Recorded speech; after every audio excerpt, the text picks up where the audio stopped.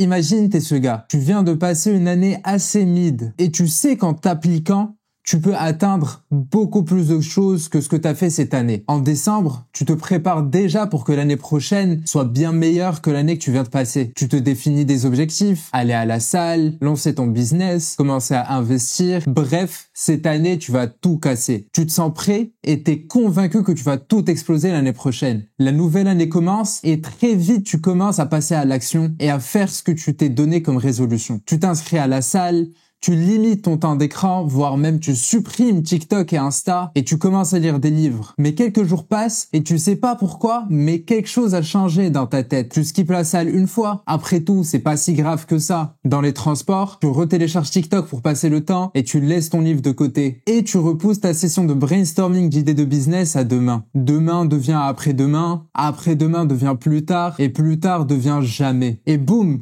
Le premier mois de l'année est même pas fini que tu reprends tes mauvaises habitudes. Tu te dis que c'est pas grave, on est qu'en janvier et que tu reprendras dès que l'hiver et le froid s'arrêtent. Mais laisse-moi te dire que ton manque de productivité n'est pas causé que par un manque de motivation. Parce qu'après tout, tu as pas laissé tomber tes résolutions parce que soudainement tu t'es réveillé et que tu voulais plus être une meilleure version de toi-même. Mais c'est parce que t'es pas assez discipliné et que t'as pas les bons frameworks pour avancer même quand tu veux pas. Et ça, je le sais très bien parce que j'étais dans la même situation il y a pas très longtemps. Et c'est pour cette raison que je vais te présenter aujourd'hui 6 livres qui vont changer ton année. Parce que je sais que tu veux tout casser, mais que sans plan, tu peux pas vraiment changer. Je t'ai préparé une liste de 6 livres. Si tu les lis et que tu appliques ce que les auteurs te recommandent, te transformeront en une machine. Une machine capable de réaliser tous les objectifs que tu veux, et ça, beaucoup plus rapidement que les autres. Parce que soyons honnêtes, des millions de personnes commencent l'année avec pleine d'ambition, mais ces ambitions s'effondrent après quelques semaines. Mais toi, ça t'arrivera pas. Parce que cette fois, tu auras un plan. À la fin de cette vidéo,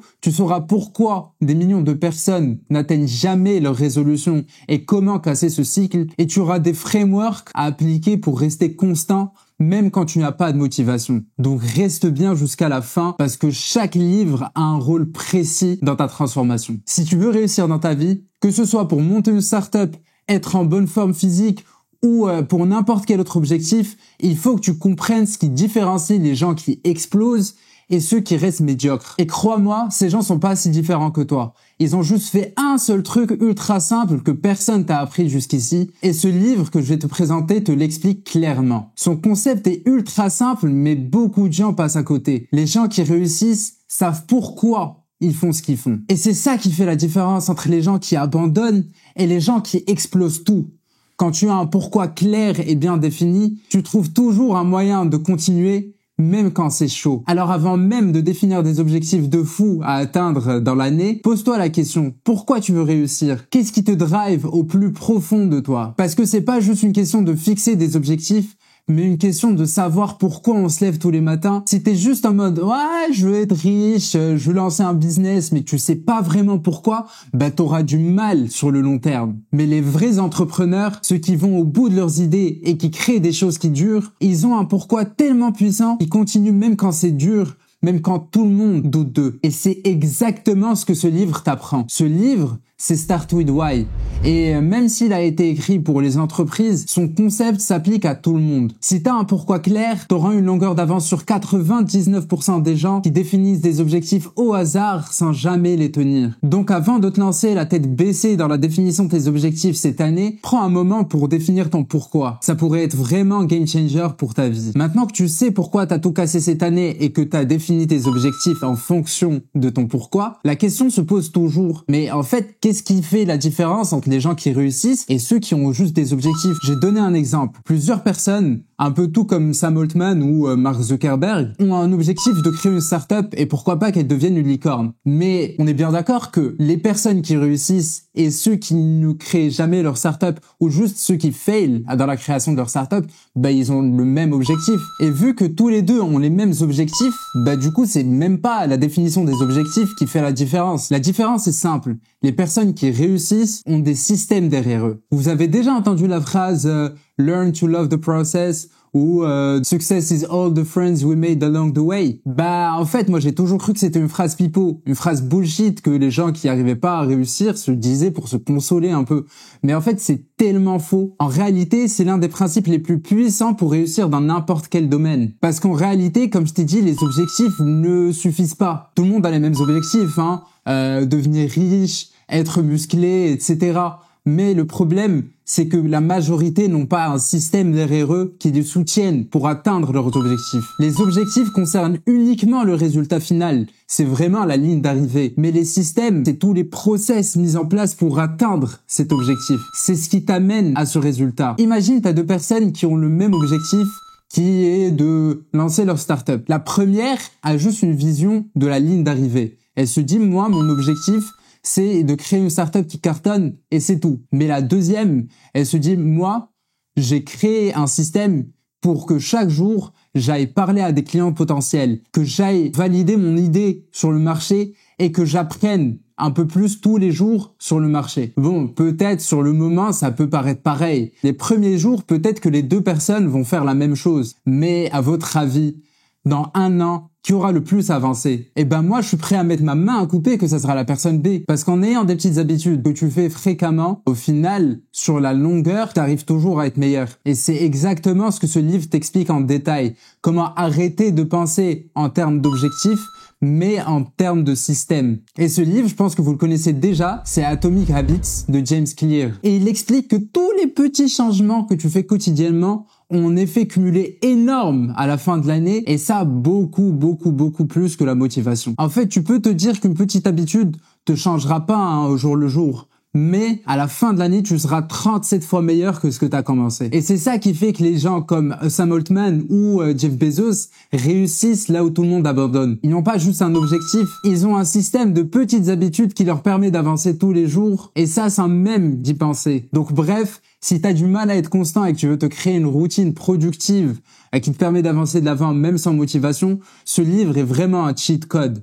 Ok, là tu connais le secret. Tu sais qu'il faut absolument que tu mettes en place un système pour que tu puisses avancer sans même faire d'efforts. Mais tu te poses probablement la question, bah en fait il ressemble à quoi ce système? Concrètement, Anas, donne-nous. Et donc c'est exactement là où intervient le prochain livre. Il propose un système qui te force à accomplir en quelques semaines ce que les autres mettent 1 an à accomplir. Et le postulat du livre est très simple, c'est que tes résolutions, bah elles puent la merde. Et t'inquiète, c'est pas les objectifs qui puent la merde, c'est le concept de résolution. C'est l'échéance que tu te donnes qui pose problème. Parce que soyons honnêtes, là on sait même pas ce qu'on va faire, je sais pas, le mercredi prochain. Et tu veux qu'on ait une visibilité sur toute une année pour définir des objectifs. 1 an, c'est beaucoup trop long. Quand tu te donnes 12 mois pour atteindre des objectifs, bah ça ouvre la porte à la procrastination. Parce que tu peux toujours te dire, bah c'est pas grave, hein, je ferai ça demain, j'ai encore le temps. Et en décembre, tu te rends compte qu'au final, t'as pas atteint grand chose. Et bah c'est foutu pour tes objectifs. Et avant de dire ouais non mais c'est toujours pas vrai, gna gna gna gna gna, rappelle-toi quand t'étais à l'école. Je suis un peu sûr que t'étais de la team. Bah merde, Le partiel, c'est dans 2 jours, il faut que je commence à réviser. même si t'avais la date du partiel, peut-être des mois à l'avance. En fait, le problème est global. Quand ta deadline est encore loin, bah t'as zéro pression, zéro sentiment d'urgence. Mais imagine si tu fonctionnais plus en année, mais que tu fonctionnais en cycle. Et disons des cycles de 12 semaines. Imagine, au lieu de te dire, bah j'ai 365 jours pour atteindre mes objectifs, tu te dises, j'ai 3 mois, pas plus. Le shift de deadline, en fait, il te reprogramme complètement. Parce que quand tu raccourcis ta deadline, bah tu te crées un sentiment d'urgence permanent. Comme si t'étais tout le temps la veille du partiel. Et bah tu procrastines beaucoup moins. Tu travailles avec un vrai focus et surtout tu te concentres seulement sur les choses que tu veux faire et les choses importantes, les choses qui ont un impact direct sur ta vie. Et ce livre, c'est The 12-Week Year. Et comme son nom l'indique, chaque 3 mois, chaque 12 semaines devient une année. Et du coup, tous les 3 mois, tu définis de nouveaux objectifs, de nouvelles résolutions et t'arrêtes de vivre dans le flou total. Avoir un système, c'est bien. Mais pour tes objectifs, on va dire entrepreneuriaux. Et quand je dis entrepreneuriaux, c'est pas que lancer un business, mais c'est tout ce que tu vas entreprendre. Du coup, lancer un business, lancer ta chaîne YouTube, faire de la musique, etc. Mais si t'es bloqué à l'étape idée et que tu passes ton temps à préparer sans jamais te lancer, bah t'es un peu foutu, hein. Pose-toi la question, combien de fois t'as eu une idée de projet et qu'au final rien s'est passé? Bah il y a de fortes chances que c'est parce que tu as passé beaucoup trop de temps à réfléchir à ton idée, à perfectionner ton plan et peut-être à attendre le bon moment. Mais en fait, c'est un piège parce que le bon moment, il n'arrivera jamais. Parce que la vérité, c'est que personne n'est prêt à 100%. Je me rappelle, moi perso, quand j'étais en prépa, on avait une phrase qui disait si t'es prêt au concours, c'est que c'est beaucoup trop tard. Et ça résume un peu le postulat du livre. Les mecs qui réussissent à monter des startups n'ont pas attendu d'avoir le business plan parfait ni d'avoir les compétences pour commencer. Ils ont juste démarré. Et c'est ce qui différencie les entrepreneurs qui passent à l'action et ceux qui restent dans la théorie. Dans le monde des startups, c'est quelque chose qui est très très important parce que l'exécution, c'est vraiment ce qui fait la différence. Parce que tu peux être un génie et avoir la meilleure idée du monde, mais ton idée vaut rien si elle reste juste une idée. Et en fait, ce qu'il faut faire, c'est juste commencer. Apprendre en faisant et essayer d'ajuster en cours de route. Et l'auteur du livre, c'est l'un des premiers VP marketing d'Apple. Et donc, il a vu vraiment Apple quand c'était juste un tout petit pépin. Il a vu croître. Et donc, je pense qu'on peut un peu lui faire confiance. Et l'auteur, c'est Guy Kawasaki. C'est l'auteur de L'Art de se lancer. Et le livre te donne un process ultra simple pour valider ton idée, lancer ton projet ultra rapidement et éviter les erreurs de débutants. Son approche est ultra intéressante, mais le prochain livre l'apprend et la développe beaucoup plus. Il part du même postulat que le livre précédent. Beaucoup de gens pensent qu'il faut des semaines, voire des mois de préparation avant de lancer un projet. Et donc, ils passent tout leur temps à designer un logo super stylé, faire un business plan, développer un site web, mais ne touchent aucun centime. Ici, dans le livre, l'auteur nous encourage à faire les choses à l'envers, à l'opposé de ce que ton cerveau te dit intuitivement. Genre, au lieu de passer tout un mois à créer un logo, un site web, etc., teste ton idée en 48 heures d'abord. Parce que tant que t'as pas confronté ton idée au marché, tout ça, c'est du vent. Et tout pareil pour ton produit. Au lieu d'attendre d'avoir un produit parfait, bien fini pour commencer à commercialiser, fais une V1 et vends-la même si le produit est pas parfait. Et au pire, si personne ne l'achète, tu t'es économisé des mois de travail inutile et aussi de l'argent. Avec cette approche, on sait immédiatement si notre idée vaut quelque chose. Et en plus de ça, on se fait de l'argent pendant qu'on taffe et pendant que les autres passent du temps à réfléchir. Si t'es familier avec l'écosystème startup, c'est exactement la logique derrière la Lean Startup. Et c'est aussi la même logique derrière le MVP. Lance-toi le plus rapidement possible, valide ton idée et après, apprends et fais tes itérations au fil du temps. Et c'est exactement ce que ce livre va t'apprendre à faire. Lancer ton business en 48 heures, top chrono. Ce livre, c'est Million Dollar Weekend de Noah Kagan. Pour info, Noah Kagan, c'est un ancien de Facebook et un ancien de Mint qui les a quittés pour ensuite lancer ses startups. Du coup, il sait un peu ce qu'il dit. Et en gros, arrête d'attendre, lance-toi et fais-toi ton premier dollar ce week-end.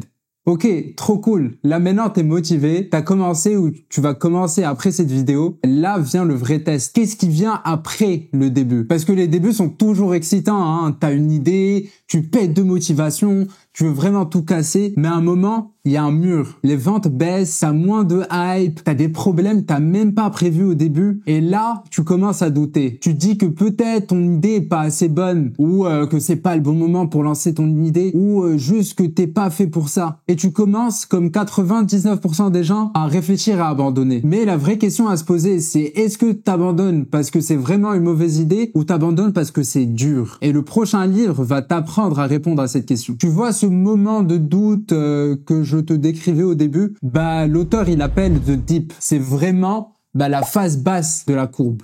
C'est le creux, c'est l'écart entre le moment où t'as commencé et le moment où ça commence vraiment à payer. Et c'est le passage obligatoire entre être une personne qui essaie juste et être une personne qui devient un expert dans son domaine. Et voilà le petit secret du livre. Le dip, c'est pas une mauvaise chose. En fait, c'est un filtre naturel qui stoppe toutes les personnes qui sont pas prêtes à avancer de l'avant. Et du coup, la question qu'il faut se poser, c'est est-ce qu'il faut persévérer ou est-ce qu'il faut abandonner? Parce que des fois, la décision la plus smart, du coup, c'est d'abandonner, d'arrêter de perdre du temps. Mais des fois, il faut juste tenir un peu plus longtemps pour atteindre la vraie récompense. La plupart des gens pensent que le succès, c'est une question de jamais abandonner. Et ça, c'est faux. Ici, l'auteur te dit que les gagnants abandonnent. Mais en fait, ils n'abandonnent pas tout. Ils abandonnent juste les mauvaises choses au bon moment. Et du coup, il fait la distinction et il nous montre qu'il y a deux types de difficultés. D'abord, le dip, comme on l'a dit, en fait, il faut juste attendre un peu plus. Mais il y a aussi le cul-de-sac. C'est quand tu te bats pour un truc qui a aucun avenir. Et c'est dans ces cas-là où persévérer n'a aucun sens. Et c'est exactement là où tout le monde se plante. Parce que la majorité abandonne quand c'est un dip ou